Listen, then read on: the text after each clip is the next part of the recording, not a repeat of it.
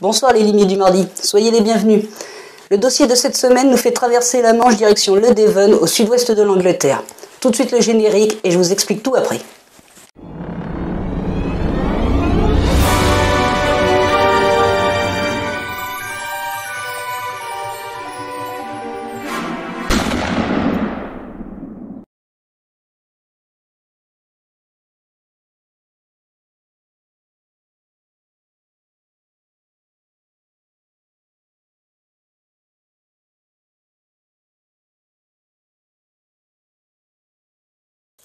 Le dossier qui nous intéresse ce soir se déroule le 5 mars 2015 dans le petit village de St. Mary Creeks.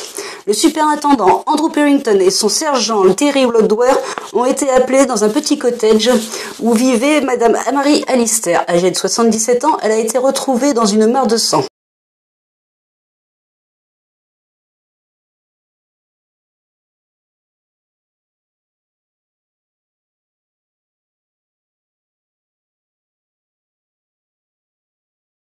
Le superintendant et son sergent décident de faire le tour de la scène de crime, ce qui est relativement rapide. Le cottage étant petit, il n'y a qu'une chambre, une cuisine, une pièce à vivre, qui est séparée d'un côté en salon, c'est-à-dire vous avez le canapé et le fauteuil en velours avec de jolis napperons pour faire des appuis-têtes.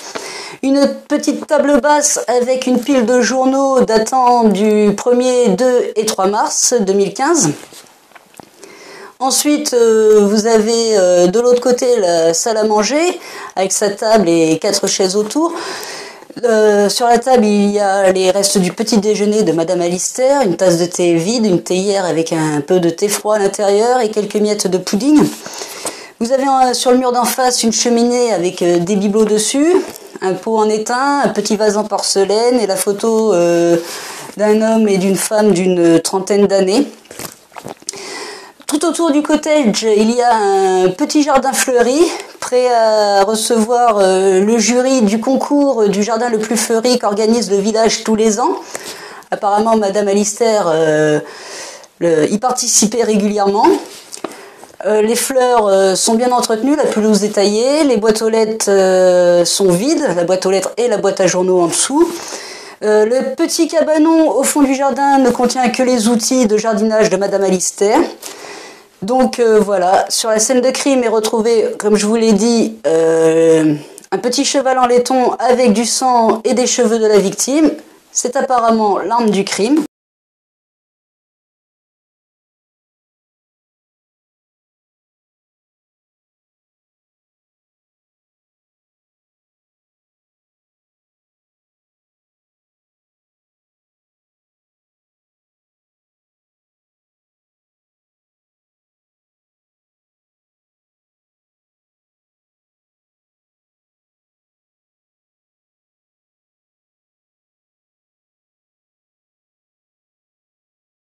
Après une journée d'enquête, le superintendant Perrington et son sergent Lodware ont réussi à se dégager une liste de 3 suspects.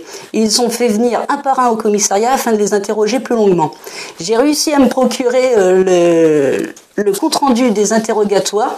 Je vais vous les lire. Il s'agit pour le premier de Thomas Alistair. C'est le neveu de la victime. Il habite à Londres et il est avocat. Il est marié et n'a pas d'enfant.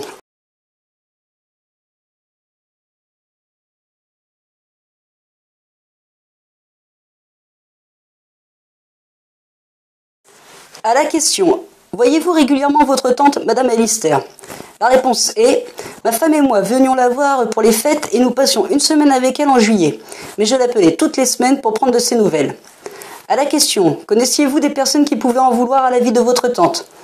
La réponse est non, car c'est une vieille dame qui menait une vie paisible entourée de ses fleurs et de ses chats. À la question « Savez-vous qui va hériter ?» La réponse est moi, car je suis sa seule famille. Mais vous savez, à part sa maison et sa petite rente, ma tante n'avait rien d'autre.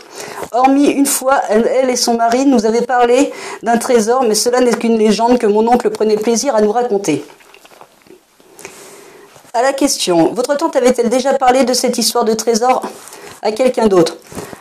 La réponse est non, je ne pense pas. C'est surtout mon oncle que ça a amusé. Il nous disait qu'il avait trouvé dans cette maison le plus merveilleux des trésors, mais qu'il le gardait pour lui seul. Je crois qu'en fait, il parlait de sa femme et de la vie qu'il avait avec elle.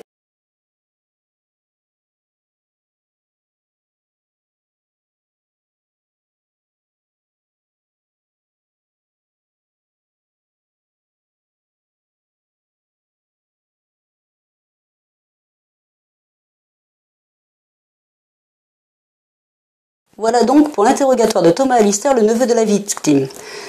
La deuxième personne à être interrogée est Susan Rosebird, la voisine de la victime. Elle habite en face dans un petit cottage.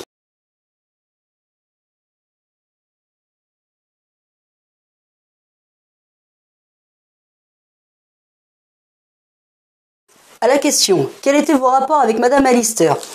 Susan Rosebird répond « Excellent jusqu'à la fin de l'année dernière. Depuis, j'évite soigneusement de la côtoyer. » À la question « Pour quelles raisons vos rapports se sont-ils dégradés ?» La réponse est « Vous savez, je n'aime pas dire du mal des morts, mais il faut que vous sachiez que Madame Alister n'était qu'une fieffée tricheuse. Elle a gagné notre précédent concours de jardin le plus fleuri en utilisant de l'engrais chimique, ce qui est formellement interdit par le règlement. » À la question « Avez-vous des preuves de ce que vous avancez ?» La réponse est non, malheureusement, elle était bien trop maligne pour laisser des indices. J'en ai parlé au comité de concours, mais ils n'ont rien voulu entendre, ils ont dû me prendre pour une fieffée tricheuse. À la question, où étiez-vous l'après-midi du 3 mars? La réponse est, là où je suis depuis des semaines, dans mon jardin, à le faire beau pour le concours. À la question, avez-vous vu quelque chose d'étrange chez votre voisine? La réponse est non. À 9 h, le jeune John Green est passé lui apporter son journal, mais à part cela, je n'ai rien vu de spécial. Et si vous voulez savoir pour le lendemain, j'ai passé la journée avec ma fille, car le manche de ma griffe de jardinage était cassé la veille. Nous sommes donc allés à la jardinerie ensemble.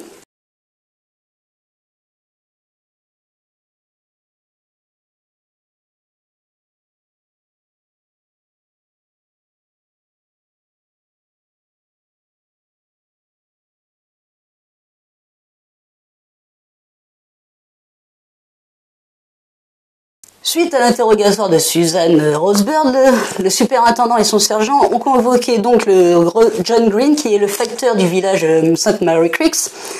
Voici donc son interrogatoire.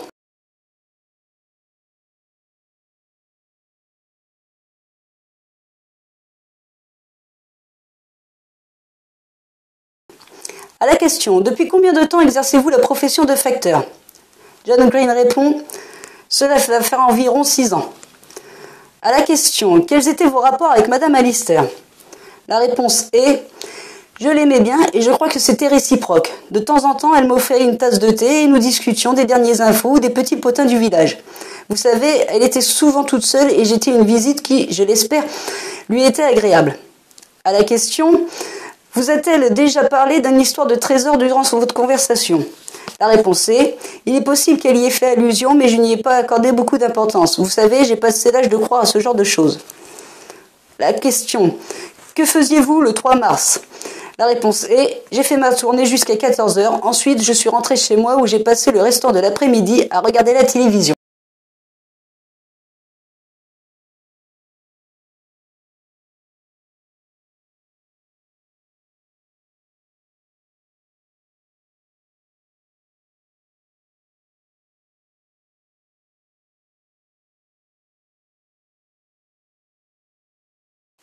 Quelques heures après l'interrogatoire des suspects, le superintendant doit s'en aller pour une visite médicale importante.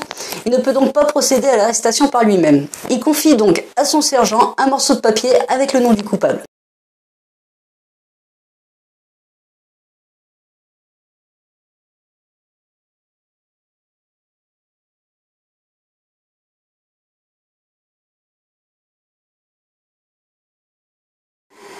Voilà, l'enquête de cette semaine est terminée. J'espère que j'ai été assez clair dans les faits. Surtout, ne vous découragez pas si vous ne trouvez pas. N'oubliez pas que samedi prochain, il y aura sur mon site internet le dossier complet de l'affaire. Vous pouvez revoir des choses et peut-être même avoir des indices supplémentaires. Et vous aurez la réponse dès la semaine prochaine. Bonne enquête à vous tous et surtout, n'hésitez pas à vous abonner à ma chaîne YouTube.